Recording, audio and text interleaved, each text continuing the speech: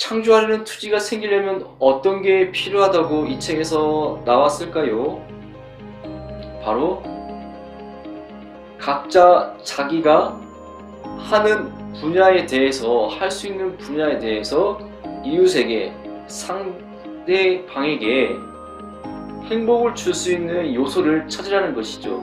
상대방에게 행복을 주는 요소가, 내가 상대방에게 행복을 주는 요소가 무엇인지를 인지를 하고 그것을 확장시켰을 때 창조하려는 투지가 생긴다고 합니다.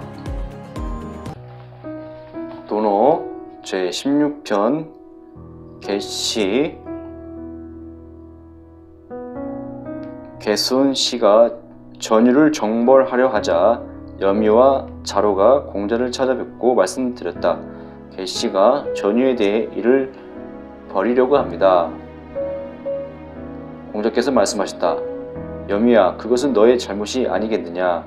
전유는 옛날 선왕께서 동몽주로 삼으셨고, 동몽주는 동쪽에 있는 몽산의 제사를 주관하는 지리, 즉 동몽산의 제주를 말한다.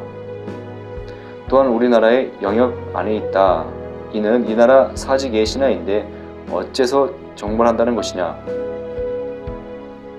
염과 말하였다. 개씨가 그렇게 하려는 것이지 저희 두 신하는 둘 다 원하지 않습니다.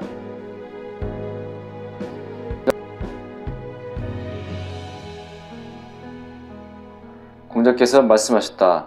구야, 주임이 말하기를 능력을 다 발휘해서 벼슬 자리에 나아가되 능력이 안 되는 사람은 그만두어야 한다고 하였다.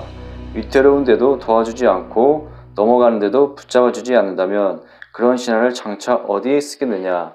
또한 너의 말이 잘못되었다. 호랑이나 웹불소가 우리에서 뛰쳐나오고 점치는 거북이나 귀한 옥이 뱃속에서 깨졌다면 이는 누구의 잘못이겠느냐. 여미가 말했다. 지금 전유는 성곽이 견고한 데다가 개씨의 관할인 비에 가깝기 때문에 비는 개손씨 관할의 고을 이름이다. 지금 빼앗지 않으면 후세에 반드시 자손들의 근심거리가 될 것입니다. 공자께서 말씀하셨다.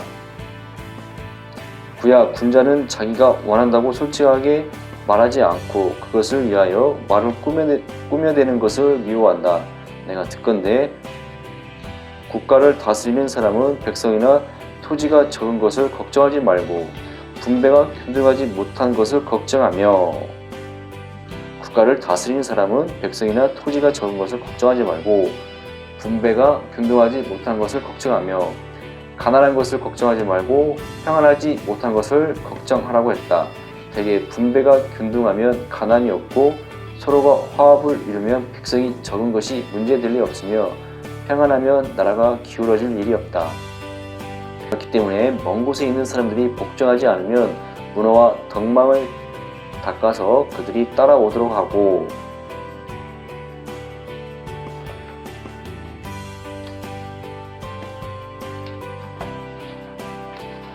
온 다음에는 그들을 평안하게 해주는 것이다. 그런데 지금 유와 군은 개씨를 돕는다면서도 먼 곳의 사람들이 복종하지 않은데 따라오게 하지도 못하고 나라가 조각조각 떨어져 나가는데도 지키지 못하며 나라 안에서 군사를 동원하려 깨하고 있구나. 내가 걱정되는 것은 개손씨의 근심이 전유 땅에 있는 것이 아니라 그 집안에 있다는 것이다. 공자께서 말씀하셨다. 천하의 도가 행해지면 예약과 정벌이 천자로부터 나오고 천하의 도가 행해지지 않으면 예약과 정벌이 제후로부터 나온다. 그것이 제후로부터 나오면 대체로 10대 안에 정권을 잃지 않는 일이 드물고 그것이 대부로부터 나오면 5대 안에 정권을 잃지 않는 일이 드물며 그것이 가신으로부터 나오면 3대 안에 정권을 잃지 않는 일이 드물다. 천하의 도가 행해지면 정권이 대부에게 있지 않으며 천하의 도가 행해지면 일반 백성들이 정치를 논하지 않는다. 3. 공자께서 말씀하셨다. 관리 임명권이나 노나라의 조정을 떠난 지 5대가 되었고 정권이 대부의 손에 들어간 지 4대가 되었다. 4대라고 하면은 노나라의 성공 이후로 성공, 양공, 소공, 종공까지를 말한다. 그러므로 사만의 자손들도 세력이 쇠약해지는 것이다. 사만은 황공의 후손으로 노나라의 세도가가 되었던 중손 뒤에 숙손 괴손을 가리킨다. 애공대에 이르러 쇠약해졌다고 한다. 4. 공자께서 말씀하셨다. 유익한 벗이 셋이 있고 해로운 벗이 셋이 있다. 정직한 사람을 벗하고 신의가 있는 사람을 벗하고 견문이 많은 사람을 벗하면 유익하다. 위선적인 사람을 벗하고 아첨 잘하는 사람을 벗하고 말만 잘하는 사람을 벗하면 해롭다. 공자께서 말씀하셨다. 좋아하면 유익한 것이 3가지가 있고 좋아하면 해로운 것이 3가지가 있다. 예악의 절도를 따르기를 좋아하고 남의 좋은 점을 말하기를 좋아하고 현명한 벗을 많이 사기를 좋아하면 유익하다. 교만하게 즐기기를 좋아하고 방탕하게 노는데 빠지기를 좋아하고 주색에 쌓여 음란하게 놀기를 좋아하면 해롭다. 6. 공자께서 말씀하셨다. 군자를 모실 때 저지르기 쉬운 3가지 잘못이 있다. 말할 때가 되지 않았는데 말하는 것을 조급하다고 한다. 말해야 할 때가 되었는데도 말하지 않는 것을 속마음을 숨긴다고 한다. 얼굴빛을 살펴보지도 않고 말하는 것을 눈뜬 장님이라고 한다. 7. 공자께서 말씀하셨다. 군자에게는 3가지 경계해야 할 일이 있다. 젊을 때는 혈기가 안정되지 않으므로 정욕을 경계해야 한다. 장년이 되어서는 혈기가 막 왕성해짐으로 다툼을 경계해야 한다. 노년이 되어서는 혈기가 이미 쇠약해졌으므로 탐욕을 경계해야 한다. 8. 공자께서 말씀하셨다. 군자에게는 3가지 두려워해야 할 일이 있다. 천명을 두려워해야 하고 위대한 성인을 두려워해야 하고 성인의 말씀을 두려워해야 한다. 소인은 천명을 알지 못하며 두려워하지 않고 위대한 성인에게 함부로 대하며 성인의 말씀을 업신 여기는 것이다. 9. 공자께서 말씀하셨다. 태어나면서도 아는 사람은 최상이고 배워서 아는 사람은 그 다음이며 곤란한 지경에 처하여 배우는 사람은 또 그 다음이고 곤란한 지경에 처하여도 배우지 않는 사람은 백성들 중에서도 최하이다. 10. 공자께서 말씀하셨다. 군자에게는 항상 생각하는 것이 9가지가 있다. 볼 때에는 밝게 볼 것을 생각하고 들을 때에는 똑똑하게 들을 것을 생각하며 얼굴빛은 온화하게 할 것을 생각하고 몸가짐은 공손하게 할 것을 생각하며 말을 할 때에는 진실하게 생각할 것을 생각하고 일을 할 때에는 공정스럽게 할 것을 생각하며 의심이 날 때에는 물어볼 것을 생각하고 성이 날 때에는 뒤에 겪을 어려움을 생각하며 이득될 것을 보았을 때는 그것이 의로운 것인가를 생각한다. 11.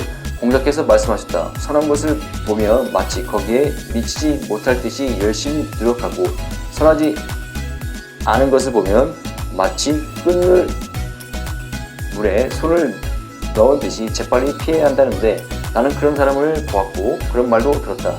숨어 삶으로써 자신의 뜻을 추구하고 의로움을 실천함으로써 자신의 도를 달성해야 한다는데 나는 그런 말은 들었지만 그런 사람은 아직 보지 못했다. 제나라 경공은 말을 4000필이나 가지고 있었지만 그가 죽는 날에는 백성들 중에 그의 덕에 대해 칭찬하는 사람이 없었다. 백의와 숙제는 수양산 안에서 굶어 죽었지만 사람들은 지금까지도 그들을 칭송하고 그것은 바로 이것을 말하는 것인가. 13. 진강이 백어에게 물었다. 당신은 특별한 가르침을 들은 것이 있습니까? 베어가 대답하였다. 없습니다. 예전에 홀로 서 계실 때 제가 종종 걸음으로 걸어가 안뜰을 지나가는데 시를 공부했느냐? 하고 물으셨습니다. 아직 못했습니다. 하고 대답했더니 시를 공부하지 않으면 남들과 말을 잘할 수가 없다 라고 하셔서 저는 물러나 시를 공부했습니다. 다른 날에 또 홀로 서 계실 때 제가 종종 걸음으로 걸어서 안뜰을 지나가는데 예를 공부했느냐? 라고 물으셨습니다. 아직 못했습니다. 하고 대답했더니 예를 공부하지 않으면 남들 앞에 설 수가 없다라고 하셔서 저는 물러나 예를 공부했습니다. 제가 들은 것은 이 두 가지입니다.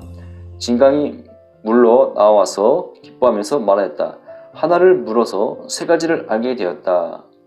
시에 대하여 듣고 예에 관하여 들었으며 또 군자는 자기 자식에게 거리를 둔다는 것을 알게 되었다. 자기 자식이라도 바른 도리에 따라 가르칠 뿐 특별히 편애를 하지 않는다는 뜻이다. 14. 나라 임금의 아내를 임금이 부를 때는 부인이라고 하고 부인이 스스로 부를 때는 소동이라고 하며 그 나라 사람들이 부를 때는 군부인이라고 하고 다른 나라 사람들에게 이야기할 때는 가소군이라 하며 다른 나라 사람들이 부를 때도 또한 군부인이라 한다.